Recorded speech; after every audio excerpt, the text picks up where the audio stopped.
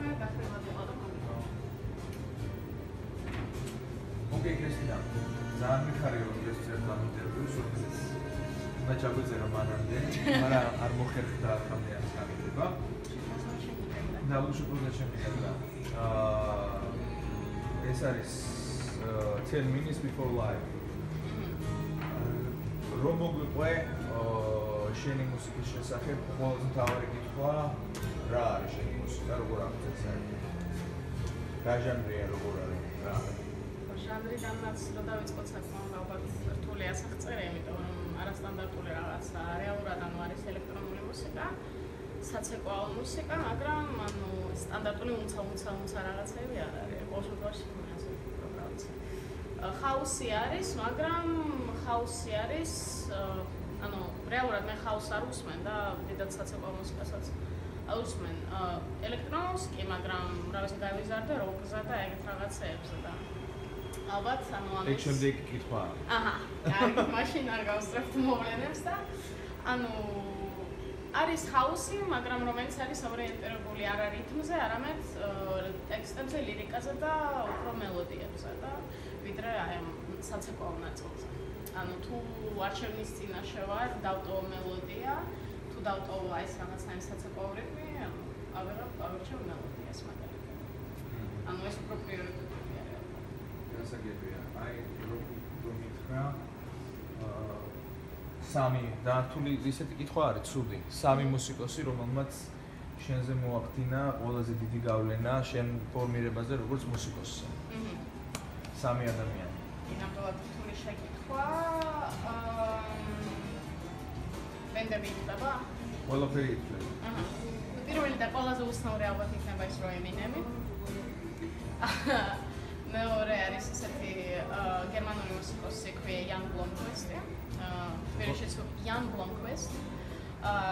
ბერლინიდან არის, deep house უკრავს და რა ვიცი, ანუ ზუსტად სხვადასხვა მის ვიდეოებს და რაღაცებს, ანუ პირველად რო ვნახე მის სიმღერები და რაღაცები, ანუ მაგ მომენტში რაღაცნაირად მივხვდი, რომ ესეც კაი რაღაცა რეალურად, ანუ ეს ხაოსი და ეგეთი ჟანრები, თუმცა მანამდე საერთოდ არც უსმენდი და ჩემთვის რაღაც ეს არაორგანული მუსიკა იყო რაღაც სხვა სამყარო.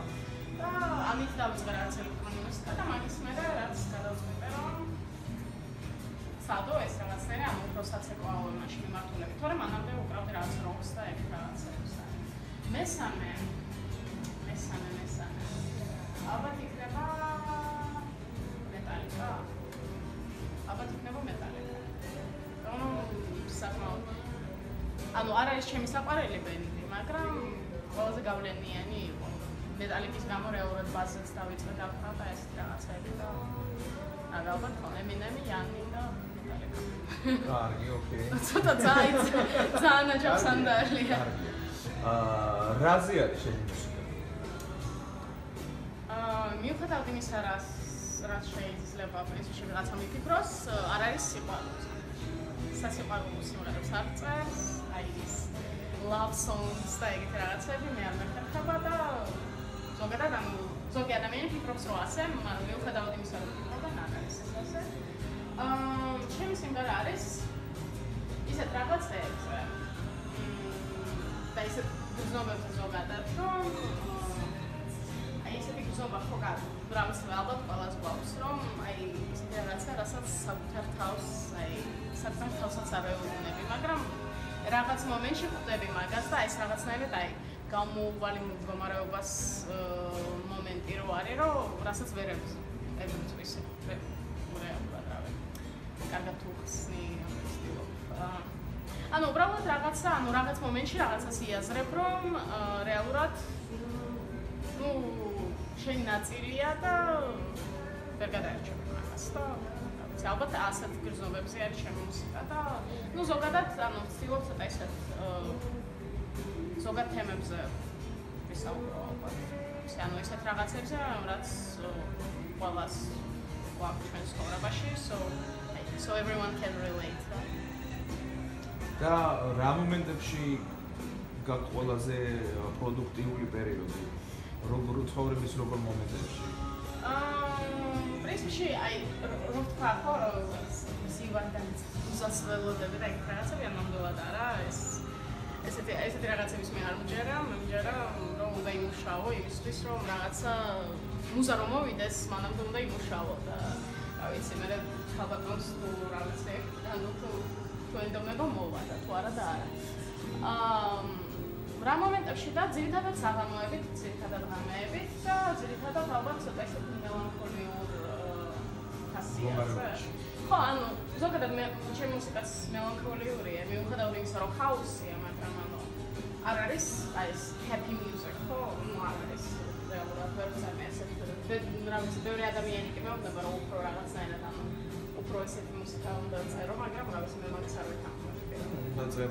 უნდა წერო ხო რაღაც, ანუ უფრო რაღაც მეინსტრიმული რო იქნება და უფრო მოусმენენ და უფრო პოპულარული იქნება, მაგრამ ჩემთვის არგუმენტი დიდად არ არის.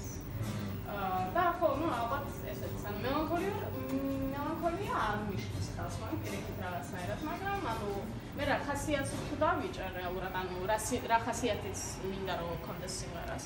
მაშინ უკვე ბევრად უფრო ადგილია მაგას მუშაობა და რეალურად.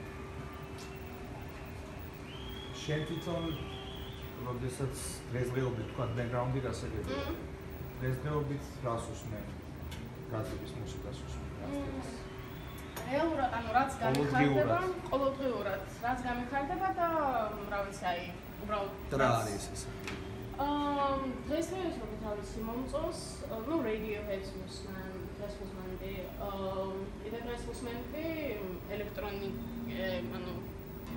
ელექტრონიკა ითვლება ალბათ Years and Years არის ბენდი და კიდე Eminem-ს უსმენ პრაქტიკულად ყოველდღე ალბათ ჩემთვის ძალიან ესეთი მოტივირებული მუსიკა არის, რატომღაც, რა ვიცი, მოტივატორი ადამიანია ჩემთვის და The Tools უსმენდი ხო, პროგრესის ხო.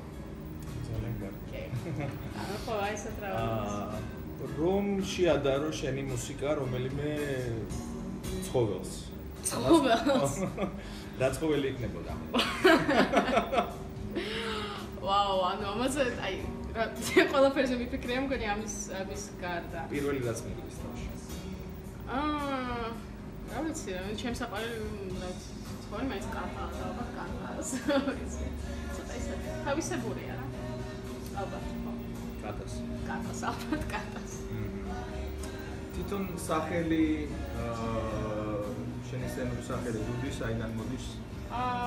საკმაოდ საინტერესო ისტორია, რა ვიცი, ანუ ჩემი ერთი მეგობარი მეძახდა მაგას, იმიტომ რომ რაღაც რა ვიცი, ცოტა ალბათ ანუ და რა ვიცი, ბევრი არის ის რომ ზოგადად რას ნიშნავს დუდი, ხო, უბრალოდ ინგლისური სიტყვა dude არის აღებული და ანუ why დავამატეთ, იმიტომ რომ ანუ გოგოს რო ხო, გოგო რო იყოს. ბიგლებობს კი ოღონდ დო. პრაქტიკულად, ხო, ესეთი ჩუვაჩოკის, რა ვიცი, პონტი ოღონდ. ალათ დასათვალები დადა. ჯერ არა. მაგრამ დუდეიზმის ის ვარ და ხო და ნუ იქიდან მიდის და რაღაცნაირად აი ესე დარჩა და არც ვაპირებდი, ანუ თან მეუბნებოდნენ რომ ალბათ იგივე მეგობარი მეუბნებოდა რომ ალბათ სასცენო სახელად არ გინდა ეს უბრალოდ ესე მეგობრების ის იქნება, მაგრამ მაინც ავდექი და მაინც ეს ავერჩიე როგორც სასცენო სახელი. შენ თავს სად ხედავ სადღაც 60 წელიწადში? სად ხედავ? როგორც მუსიკოს. ხო. როგორც რა ხდება 5 წლის მერე? 5 წლის მერე მე მაქვს ძალიან ბევრი კონცერტი. მე არ მაქვს საოფისე სამუშაო, ანუ იმდენი კონცერტი მაქვს და რაღაც, ანუ იმდენად წარმატებული ვარ, რომ აი ეს მეორე სამუშაო არ გამჭირდება და რა ვიცი, მექნება კაი აპარატურა. იმასთან შედარებით რაც ახლა მაქვს, ვიქნები ბევრად უფრო განვითარებული როგორც მუსიკოსი და როგორც ლირიცისტი ალბათ და ბევრი კაი ვიზია მექნება დაწერილი. და არ ვიცი, ოღონდ ეს შეიძლება საქართველოში ვიყოს, შეიძლება არ ვიყოს საქართველოში. ძალიან ბევრი რაღაცას გააჩნია და ძირითადად ამ კუთხით ვიყო. Okay, good luck.